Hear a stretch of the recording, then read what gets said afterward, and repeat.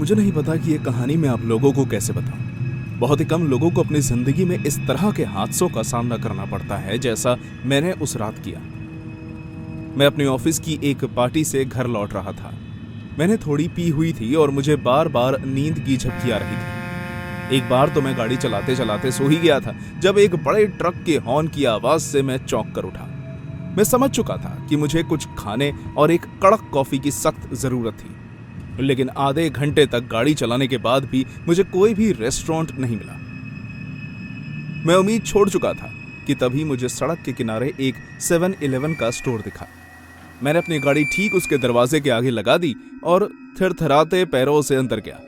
Counter के दूसरी तरफ एक बूढ़ा आदमी आंखें बंद करके बैठा हुआ था। एक्सक्यूज मी, क्या है? उसने बिना अपनी आंखें खोले मुझे जवाब दिया। क्या आपके यहाँ कॉफी है? मैंने पूछा। क्या तुम 7-Eleven में पहली बार आए हो? उसने अभी भी अपनी आंखें बंद ही रखी थी। जी हाँ, मैंने नशे भरी आवाज में जवाब दिया। उसने नींद से भरी अपनी आंखें खोली, बड़ी ही निराशा भरी नजरों से मेरी तरफ देखा और फिर बाएं तरफ इशारा किया। 7-Eleven में आपका स्वागत है, कॉफी मशीन उस तरफ है। और फिर दोबारा झपकी लेने के लिए अपनी आंखें बंद कर ली। मुझे थोड़ी शर्मिंदगी तो महसूस हुई, क्योंकि सच कहूं तो मैं वाकई 7-Eleven में पहली बार आया था। क्यों? क्योंकि उस रात से पहले मुझे कभी इसकी जरूरत नहीं पड़ी। मैं उस कॉफी मशीन की तरफ जाने लगा और रास्ते में मैंने अपने लिए एक सैंडविच भी उठा लिया। उस मशीन से कॉफी बहुत धीरे धीरे निकल रही थी, या फिर शायद मैं इतने नशे में था कि मुझे लग रहा था कि वो काफी धीरे निकल रही है। कॉफी का इंतजार करते हुए मुझे स्टोर के दरवाजे के खुलने और बंद होने की आवाज आई।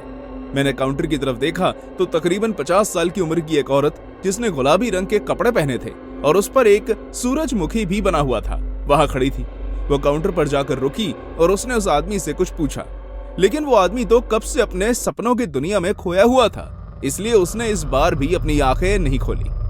उस औरत ने इधर उधर देखा और तब हमारा आमना सामना हुआ। वो बहुत ही अजीब ढंग से मुस्कुराई। मैं जानता हूं कि मैं उस समय काफी नशे में था, लेकिन मेरी बात का यकीन कीजिए, उस औरत के दांत बहुत ही बड़े और नोकीले थे। उनकी धार इतनी तेज थी कि ऐसा लग रहा था जैसे वो खुद उन्हें जानकर तेज करती हो। उसके दांतों का रंग गाढ़ा पीला था, जिसे देखकर मुझे उल्टी करने का मन होने लगा। मैंने उसकी तरफ से अपनी नजरें हटाई और अपनी कॉफी पर ध्यान देने लगा। अभी मैं कॉफी को बस एक ही घूंट लेता हूं कि मैंने उसके पैरों की आवाज अपनी तरफ आती हुई सुनी। मैं सीधा देख रहा था और अपनी पूरी कोशिश करने लगा कि उसे ये ना लगे कि मैं उसे देखकर घबरा गया हूं। वो मेरे पास आई और उसने अपनी तीखी आवाज में कहा, मैं तुम्हें परेशान नहीं करना चाहती, लेकिन क्या तुम मुझे बता सकते हो कि यहाँ डेंटल फ्लॉस कहाँ मिलेगा? वो आदमी मेरी मदद करने के लिए अभी काफी व्यस्त लगता है। अगर और कोई वक्त होता तो मैं ऐसे लोगों को नजरअंदाज कर देता, लेकिन मुझे यहाँ से निकलने से पहले कॉफी खत्म करनी थी और मैं नहीं चाहता था कि वो मेरे सर पर खड़ी रहे। इसलिए मैंने उसे एक शेल्फ की तरफ इशारा करके बताया, जहां मैंने कुछ टूथब्रश लटके हुए देख लिए थे। आपको वहां मिल सकता है। तुमने पी हुई है? जब उसने ऐसा कहा तो मैं शर्मिंदा हो गया, लेकिन मैंने झिझक कर मुस्कुरा दिया। मेरे पति तुम्हारी ही तरह पिया करते थे जब तक। वो कुछ देर तक ऐसे सोचने लगी जैसे उसे याद ही ना हो कि उसने आखिरी बार कब अपने पति को इतने नशे में देखा था, और फिर उसने कहा, जब तक वो मर नहीं गया। क्या? मैं उसकी बात सुनकर हैरान हो गया। वो अपने गंदे पीले दांत दिखाकर फिर से हंसने लगी और फिर डेंटल फ्लॉस लेने आगे चली गई। सच कहूं तो उसे अपने दांतों के साथ साथ अपने दिमाग को दिखाने की भी बहुत जरूरत थी। मैं उसे देखता रहा। वो शेल्फ के पास जाकर रुक गई। उसने डेंटल फ्लॉस का एक पैकेट उठाया और मैं ये देखकर हैरान हो गया कि वो वहीं अपने दांत साफ करने लग गई। हाँ, वाकई उसने धागा निकाला और वहीं उसका इस्तेमाल करना शुरू कर दिया। उसकी आंखें मुझे देख रही थी और मेरी उसे। हम एक दूसरे को घूर रहे थे। कुछ सेकंड्स के बाद मैंने अपनी नजरें उस पर से हटा दी। मैं अपनी कॉफी खत्म कर चुका था और निकलने के लिए तैयार था जब मैंने झुनझुनी आवाज सुनी। ऐसी आवाज जैसे कोई मोती टूटकर नीचे गिरा हो। उसके बाद जो हुआ वो हमेशा हमेशा के लिए मेरे दिमाग में छप गया। मैंने ये देखने के लिए नीचे देखा कि आखिर क्या गिरा है, और मुझे एक बड़ा पीला दांत जिस पर खून लगा हुआ था जमीन पर गिरा दिखा। वो औरत ना सिर्फ अपने दांत साफ कर रही थी, बल्कि उन्हें इतने जोर से रगड़ रही थी कि वो एक एक करके नीचे गिर रहे थे। वो उन्हें अपने मसूड़ों से अलग कर रही थी। उसका चेहरा उस समय बहुत भयानक लग रहा था। उसके माथे पर जरा भी शिकन नहीं था, जबकि उसके मुंह से बहुत खून बह रहा था। वो बिना आंख झपकाए मेरी तरफ देख रही थी और बड़ी बेरहमी से अपने दांत तोड़ रही थी। मैं नहीं जानता कि वो ऐसा क्यों कर रही थी, लेकिन उसे ये करते देख मैं बहुत डर गया, इतना कि चिल्लाना भी भूल गया। मेरे पैर जम चुके थे, हाथों से पसीने छूट रहे थे। मैं चिल्लाना चाहता था और वहां से भाग जाना चाहता था, लेकिन मैं ऐसा नहीं कर पा रहा था। मैं नहीं जानता कि मैं कितनी देर वहां यूं ही खड़ा रहा और उस औरत को अपने दांत निकालते हुए देखता रहा। जैसे उसका काम खत्म हुआ तो उसने अपना मुंह एक रुमाल से साफ किया और मेरी तरफ देखकर एक आखिरी बार मुस्कुराई, लेकिन इस बार उसकी मुस्कुराहट और भी ज्यादा डरावनी लग रही थी। सूजे हुए खाली मसूड़ों का एक सेट जो उसे दुनिया की सबसे भयानक मुस्कान बना रहा था। वो आराम से काउंटर की तरफ वापस गई।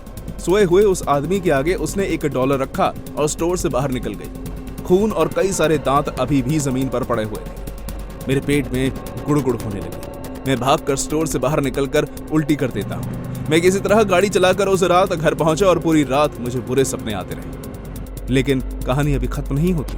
करीब 1 महीने बाद जब मैं अपने घर के लिविंग रूम में बैठकर कॉफी पीते हुए खबरें देख रहा था, मुझे वो औरत दोबारा दिखी। उसके बारे में और भी कुछ लिखा था। सुर्खियों में लिखा था कि निर्भक्षी औरत ने खाया अपने पति को और फिर अपने सारे दांत तोड़ डाले।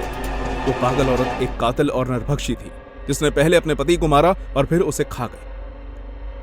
न्यूज रिपोर्टर ने यह भी कहा कि जब पुलिस ने उस औरत से पूछा कि उसने अपने दांत क्यों तोड़े, तो उस औरत ने हंसते हुए जवाब दिया कि मैंने खुद को एक बुरी बीवी होने की सजा दी है, लेकिन मेरे यकीन कीजिए वो बहुत ही स्वादिष्ट था।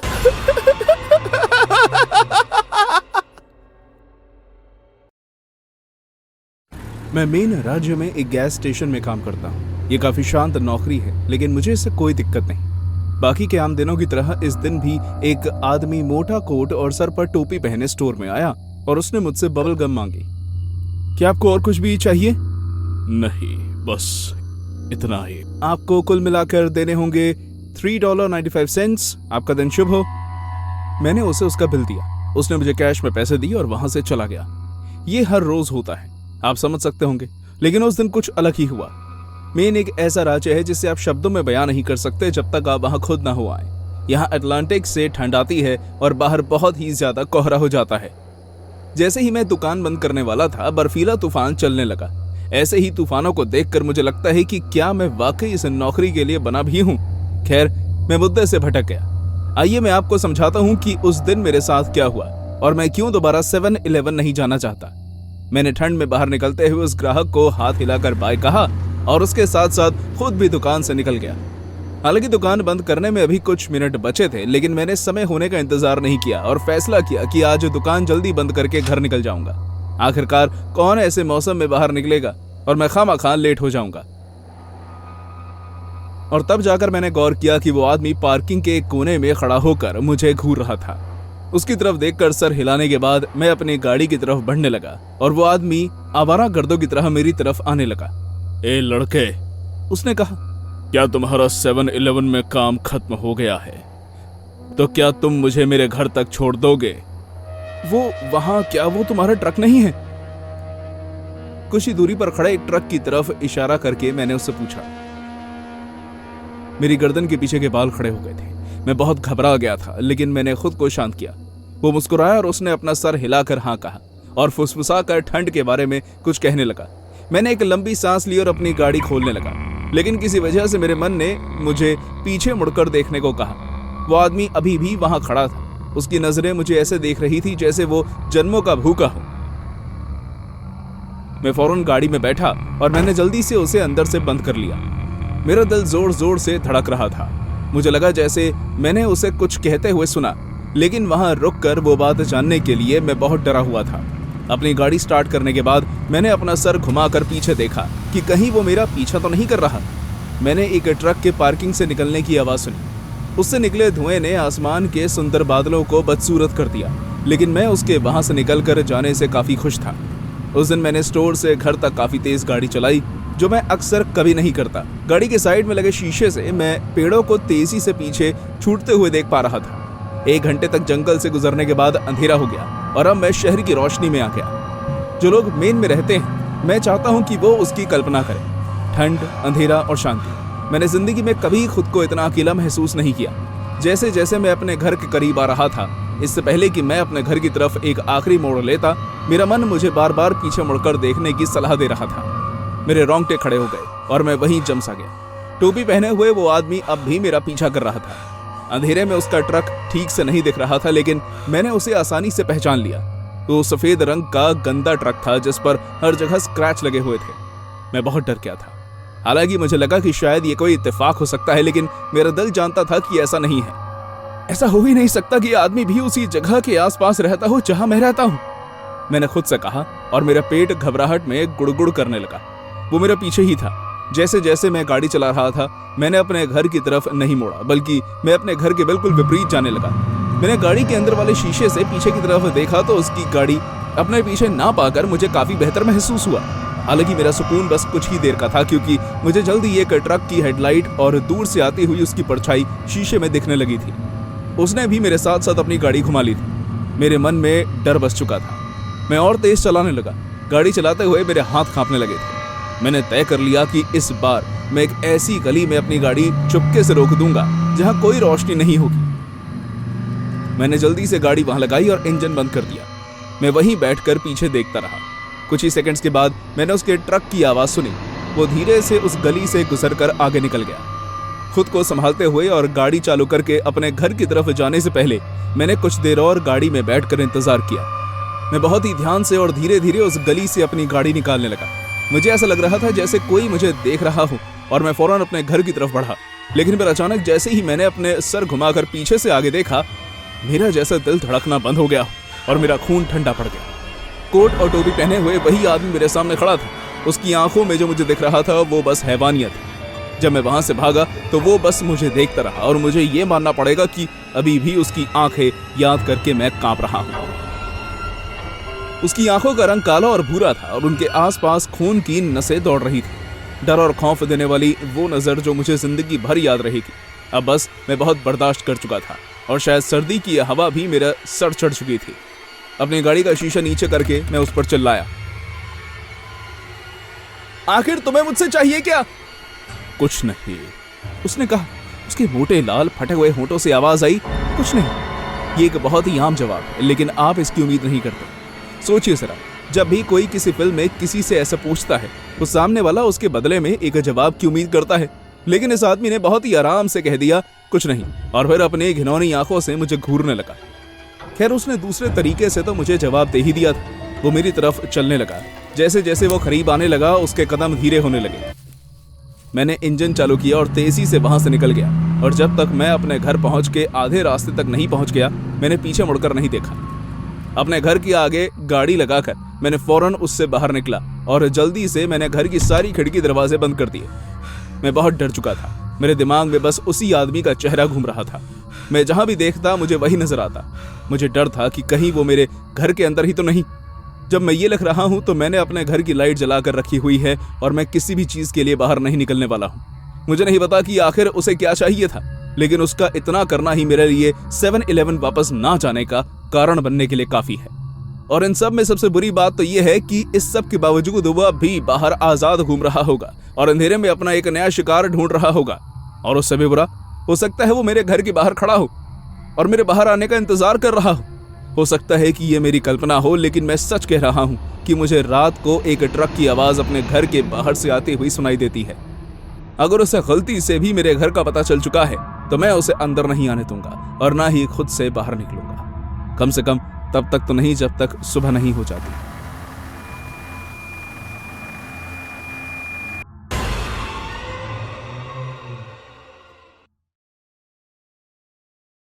हे, मेरा नाम एलोडी है और अगर मैं आपसे कहूं कि मैं अपने बच्चों के लिए कुछ भी कर सकती हूं तो यकीन मानिए मैं सच कह रही हूं। मैं जानती हूं कि हर मॉम यही कहती है, लेकिन मुझे इस बात का सबूत देने का मौका 7-Eleven में मिला।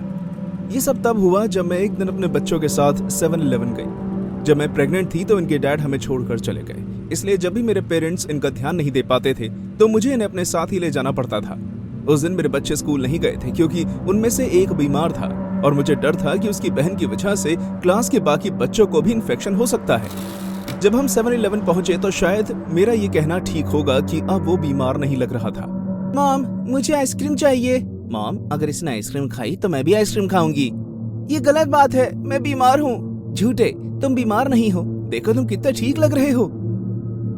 गाइस, मॉम, क्लॉडेट मुझे परेशान कर रही है, उसे कहो कि मेरी तबीयत ठीक नहीं है।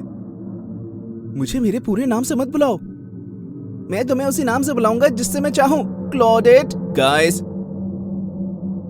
तुम बहुत ही मतलबी हो। मैं बीमार हूं और तुम मुझ पर चिल्ला रही हो। बच्चों, अब बस करो। जैसे ही हम यहाँ से बाहर निकलेंगे मैं तुम्हें आइसक्रीम दिलवाऊंगी, ठीक है? लेकिन सिर्फ तब जब तुम तमीज से पेश आओगे, ठीक है? बच्चे, है ना? जब मैं पीछे मुड़ी तो एक आदमी मेरे पीछे खड़ा था। उसका चेहरा बहुत ही उदार और मुस्कान बहुत ही मिलनसार थी। उसकी आंखें काफी बड़ी थी। मेरे जवाब के इंतजार में वो मुझे देखता रहा। माफ करना, आपने तो मुझे डरा ही दिया। हाँ, ये लोग बहुत ही शैतान हैं। ये जुड़वा है ना? तुम्हें अच्छे से पेश आना चाहिए और अपनी मॉम को तंग नहीं करना चाहिए। जी सर।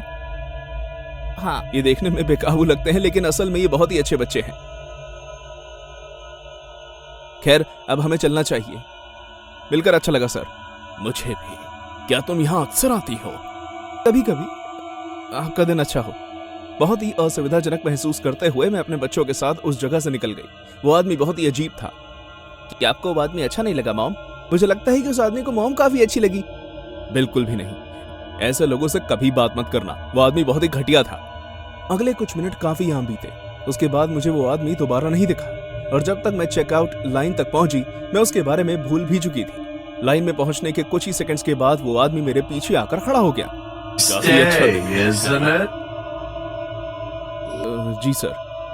उस आदमी से परेशान होकर मैंने जवाब दिया। तुम्हें पता है कि मैं इस पड़ोस में नया और मुझे खरीदारी करने के लिए आसपास बहुत ही कम जगह पता है। मैं बहुत ही अकेला इंसान हूँ जिसके बच्चे भी नहीं है, इसलिए तुम्हारे जैसा मिलनसार लोगों को देखकर मुझे अच्छा लगता है। मेरी मॉम को लगता है एकदम। अल्फोंसे, इसकी बातों का बुरा मत मानिएगा, ये तो बच्चा है। मैं उम्मीद करती हूँ कि आप अपने पड़ोस में जल्द ही घुल मिल जाएंगे। मुझे ये बात तो माननी पड़ेगी कि उसकी बात सुनकर मुझे उस समय उसके लिए बुरा तो लगा था, लेकिन मैं अभी भी उसकी मौजूदगी से बहुत ही असुविधा महसूस कर रही थी। मैं उसे जल्द से जल्द दूर होना चाहती थी। कोई बात नहीं, मैं समझ सकता हूँ कि बच्चे अक्सर काफी बुरा बर्ताव करते हैं। क्या तुम्हें कभी कभी यह नहीं लगता कि काश ये मर गए होते? उसके ये शब्द सुनकर मेरा खून खौल उठा। मैं गुस्से में पीछे मुड़ी। क्या कहा तुमने? ओह, शांत हो जाओ, मैं तो बस एक बात कह रहा था। कोई भी इन फरिश्तों को मारना ही नहीं चाहेगा, है ना? तुम एक बहुत ही घटिया इंसान हो। मुझे या मेरे बच्चों से बात करने की कभी कोशिश भी मत करना, समझे तुम? हाँ, क्यों ना? वो अभी भी मुस्कुराता रहा जैसे मैंने उसे जो भी कहा उससे उस पर कोई असर ना हुआ हो। इतना गहरा सोचने के लिए मुझे माफ करना। मैं आज के बाद तुम्हें परेशान नहीं करूंगा। मैं अभी भी गुस्से में थी और वापस से पीछे मुड़ने ही वाली थी कि एक चीज ने मेरा ध्यान खींच लिया और मुझे ये उससे कहना ही था। एक मिनट, क्या तुम्हारा बैग खाली है? तुम यहाँ करीब 20 मिनट से हो और तुमने कुछ भी नहीं खरीदा। और तो और तुम लाइन में क्या कर रहे हो? क्या तुम हमारा पीछा कर रहे हो? इस टाइम तक मैं चिल्लाना शुरू कर चुकी थी। मुझे कोई फर्क नहीं पड़ता था कि कोई मुझे सुन रहा है, बल्कि मैं चाहती थी कि लोगों को उस आदमी के बारे में पता चले। ओह, मुझे लगता है कि मुझे कुछ मिला ही नहीं, है ना? इसका मतलब है कि मुझे लाइन में इंतजार करने की भी जरूरत नहीं है। तुम्हारा दिन अच्छा बीते। और ऐसा कहकर वो वहां से चला गया। जब बिल करवाने की बारी मेरी आई तो कैशियर ने मुझे वहां के एक सिक्योरिटी गार्ड के साथ जाने के लिए कहा, जिस बात पर मैंने भी हाँ कहा और एक आदमी हमें हमारी गाड़ी तक छोड़ने आया।